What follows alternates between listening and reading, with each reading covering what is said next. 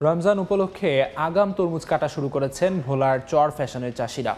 রাজধানী সহ বিভিন্ন জেলায় চাহিদা বেশি থাকায় সরাসরি ক্রেতাদের হাতে পৌঁছাতে ক্ষেত থেকেই কিনে নিচ্ছেন ব্যবসায়ীরা। এই মুহূর্তে ভোলার চর ফ্যাশনের ভাসান চর থেকে সরাসরি যুক্ত হচ্ছেন রিপোর্টার নাসির উদ্দিন লিটন।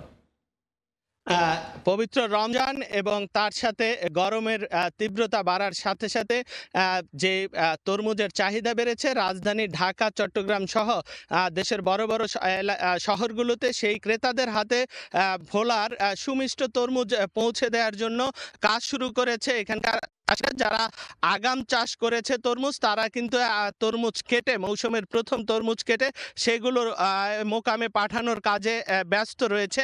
আমরা আজকে রয়েছি ভোলার সর্বদক্ষিণের কলমি ইউনিয়নের মেঘভাসান চরে। সেখানে আমরা সকাল থেকে দেখতে পাচ্ছি যে বেশ বড় এই চরটির মধ্যে তরমুজ কেটে সেগুলো ট্রাকে করে নদীর পাড়ে নিয়ে এবং নদীতে ট্রলার বোঝাই করা হচ্ছে। যে তরমুজগুলো ঢাকা, রাজধানী ঢাকা, বরিশাল, চট্টগ্রাম, সিলেট সহ বিভিন্ন অঞ্চলে পাঠানো শুরু হয়েছে।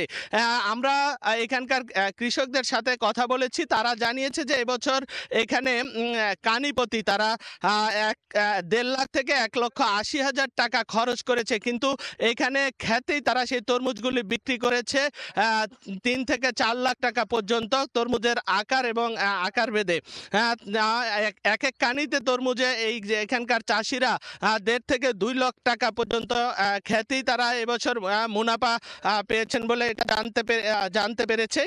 তারা এতে খুব খুশি এবং কৃষি বিভাগ আমাদেরকে যে তথ্যটি জানিয়েছে যে এই বছর ভোলায় প্রায় 18,000 হেক্টর জমিতে এই তরমুজ চাষ হয়েছে। যে তরমুজ এখন চাষিদের কাটা শুরু হয়েছে, এগুলো আগামী 1 থেকে 1.5 মাস পর্যন্ত এভাবে। ভোলার চর ফ্যাশন থেকে সরাসরি যুক্ত ছিলেন সহকর্মী নাসির উদ্দিন লিটন।